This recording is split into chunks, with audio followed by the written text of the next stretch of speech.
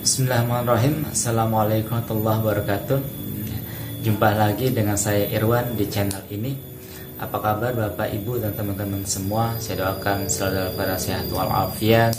Ya Allah kabul segala hajat-hajat kita, bil khusus di hari bulan suci Ramadan. Mudah-mudahan amal ibadah yang kita lakukan Allah Subhanahu wa taala terima, Allah ganjar berlipat ganda. Amin ya Allah ya rabbal alamin. Baik Ibu Bapak teman-teman semuanya, sebelum lebih jauh saya ingin sedikit berbagi tentang Al-Quran, tadarus Al-Quran. Ya mari, terima kasih banyak juga telah membantu channel ini untuk tetap eksis dan terus berkembang dengan cara di subscribe, like, dan share dan juga komennya. Silakan yang mau diskusi share silakan di nomor ini, silakan nomor saya pribadi juga di Instagram saya di sini. Ya, terima kasih banyak. Oke, baik. Bismillahirrahmanirrahim. Setiap bulan suci Ramadan, ya banyak orang ramai baik yang tua maupun muda mereka memegang satu kitab suci Al-Quran. Ramai orang membaca bahkan menghatamkan berkali-kali. Sebenarnya ada fadilah apa sih? Atau apa keuntungan buat kita harus baca Al-Quran, bahkan menghafalnya, menghatamkannya berkali-kali? Adakah fadilah buat kita baik dalam kehidupan ini, apalagi kehidupan kelak kita di akhirat ya, insya Allah. Oleh karenanya terus tonton channel ini, mudah-mudahan ada kemanfaatan yang bisa kita ambil ya. Baik, bismillahirrahmanirrahim. Ibu, teman-teman, para jamaah semua, Bapak ya, bertahun-tahun ya sebelum adanya komputer yang begitu pinter ya, begitu cerdas, cepatnya menghitung hitungan yang di luar nalar kita, jauh sebelum ada internet dan sebagainya. Ternyata Imam Syafi'i ya sudah lebih dahulu menghitung ya jumlah huruf-huruf dalam Al-Quran ya. Alif itu berapa, ba itu berapa, zo itu berapa, dan seterusnya. Huruf Al-Quran atau huruf hijaiyah yang kita kenal itu ada 30. 30 itu satu-satu terhitung jelas oleh Imam Syafi'i. Silakan nanti ada beberapa di deskripsi ya, saya tulis. Silakan. Materi ini saya sador dari tulisan Dokter siapa namanya? Kalau nggak salah Profesor Dr. Ahmad Sattorio Ismail. Baik. Imam Syafi'i dengan jelas menulis semua alif berapa, ba semua dan seterusnya, shin berapa, ya lam alif itu berapa. Dan kita ketahui bahwa total dari angka itu, kalau di majlis-majlis anak TPA itu dijelaskan, gurunya pasti ngasih tahu. Jumlah huruf dalam Al-Quran itu ada 1.027.000 ya. Coba. Huruf dalam se-Al-Quran ya, Al-Quran itu kan terdiri dari 30 juz. 30 juz terdiri dari 114 surat. 114 surat terdiri dari 1.027.000 huruf ya. Coba. Nah, bayangkan kalau satu huruf ya, satu huruf itu sama dengan satu kebaikan, berarti satu kebaikan sama dengan apa namanya? Kita dapatkan 10 pahala. Coba, satu huruf. Berarti kalau kita sekali hatam, itu kita sudah baca 1 juta huruf lebih. 1 juta huruf lebih. Silakan dikalikan. Hitung sendiri dah. Oleh karenanya ini baru dari huruf yang kita Al-Quran yang kita baca satu ya. Berarti apalagi kalau kita baca Al-Quran berkali-kali hatam di bulan suci Ramadan. Coba, satu kali hatam itu kurang lebih 10 juta kali kebaikan lebih kita dapatkan satu kali hatam. Gimana kalau yang 2 kali, 3 kali? Bahkan Imam Syafi'i dahulu itu selama bulan suci Ramadan itu 60 kali lebih hatam. Coba Sebulan 30 hari. Sebulan 30 hari. 60 kali lebih. Berarti berapa? Seminggu dan berapa kali khatam? Oh, kita. Satu kali pun berat banget ya. Allah. Belum berhenti di situ Bapak Ibu. Allah.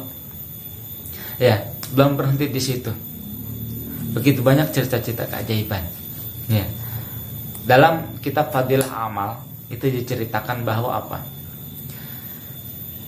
Ketika ada satu mayit, ya, ketika kita meninggal, misalkan kita nih sering membaca Al-Qur'an. Ya. Amin ya Allah ya Rabbal alamin. Tiap hari kita tiada hari kecuali dengan baca Al-Qur'an. Ketika kita meninggal, orang-orang sibuk dengan kain kafan untuk membungkus kita. Ya. Ketika sudah dihamparkan itu kain kafan untuk membungkus kita, datang satu orang yang begitu tampan yang tadi dikenal. Ia berada di kepala. Ketika sudah mau ditutup, diikat, orang tampan itu berada di antara kain kafan dan dada kita, artinya berada di dalam. Lalu dibungkuslah kita. Selesai dibungkus, dikafankanlah, dikuburi, ya, dikebumikan. Ketika satu-satu orang pergi, datanglah seperti tugas yang kita ketahui malaikat Munkar Nakir untuk menjalankan tugasnya. Dan si tampan ini ia tidak mau pergi sampai ia mengatakan kepada si mayit, "Hai mayit, engkau tidak usah takut. Setelah Munkar Nakir menjalankan tugasnya, engkau akan nikmat dengan apa yang nanti yang Allah hadiahkan untukmu yang dulu pernah engkau kerjakan di bumi." Singkat cerita, Allah, ketika malaikat Munkar Nakir sudah menjalankan tugasnya, si mayit tadi mendapatkan jaminan dari orang tampan tadi. Siapakah dia? Ternyata ketika malaikat Munkar Nakir pergi sudah menjalankan tugasnya, ia katakan bahwa aku adalah Al-Quran yang dulu pernah engkau baca dalam keadaan nyaring, suara keras ataupun dengan suara pelan. Itu jaminan dari Al-Quran. Belum berhenti di situ. Al-Quran tidak akan pergi dari mayit tersebut sebelum memastikan si mayit sudah masuk ke dalam surganya Allah. Jadi masihkah kita bermalas-malasan? Apalagi ini bulan-bulan suci, bulan turunnya Al-Quran. Ya, oleh karenanya saya mengajak, mari kita paksain. Itu ya. Walaupun hanya sekali khatam, paksain. Alhamdulillah, tahadus binikmah, ya, bukan ujub. Saya memaksakan diri walaupun ya, karena memang ada kalam saya punya guru Kiai Haji Muhammad Fahmi Al-Banani Bulqaini, beliau mengatakan teruslah beramal walaupun dengan keadaan keterpaksaan. Kelak lambat laun amal itu akan menggiring kita kepada Allah Subhanahu wa taala. Ya, ini menjadi pedoman saya. Walaupun kita dengan terpaksaan, buka, ya, pegang Al-Quran, buka semampu kita. Bukankah, ya, setiap huruf yang kita baca itu mengandung kebaikan yang luar biasa. Apalagi kalau kita bisa sampai khatam berkali-kali. Allah, mudah-mudahan Allah jadikan kita orang-orang yang begitu dekat dengan Al-Quran. Jangan sampai bukan kita tidak bisa membaca Al-Quran, bukan kita tidak ada waktu untuk membaca Al-Quran, tapi sebaliknya apa?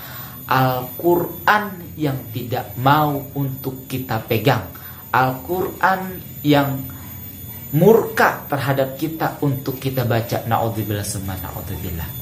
Oleh karenanya, ya, nggak usah banyak-banyak. Kalau saya alhamdulillah satu waktu misalkan Zohor 1 juz, Asar 1 juz, begitu ya, sehingga hanya hitungan beberapa hari sudah kelar. Seperti hari ini 5 hari Al-Quran itu 1 hari 25 waktu. 1 waktu itu 1 juz, 5 hari berarti 25 juz. Ya, hanya hitungan hari bisa hatam harusnya. Tapi alhamdulillah Allah. Kalau teman-teman belum bisa mampu untuk 1 juz satu waktu, minimal 1 lembar satu waktu, ya. Atau sehari 2 lembar, ya. Kalau kita 2 lembar per hari, 1 bulan itu kelar satu kali hatam.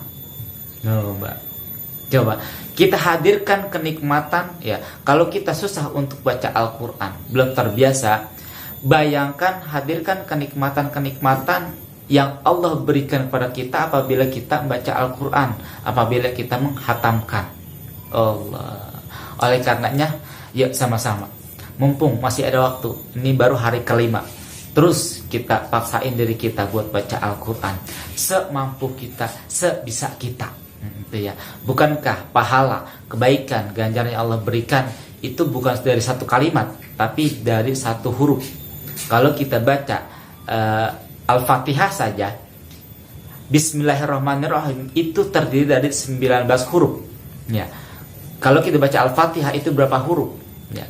Gimana kalau kita baca full Allah, ya.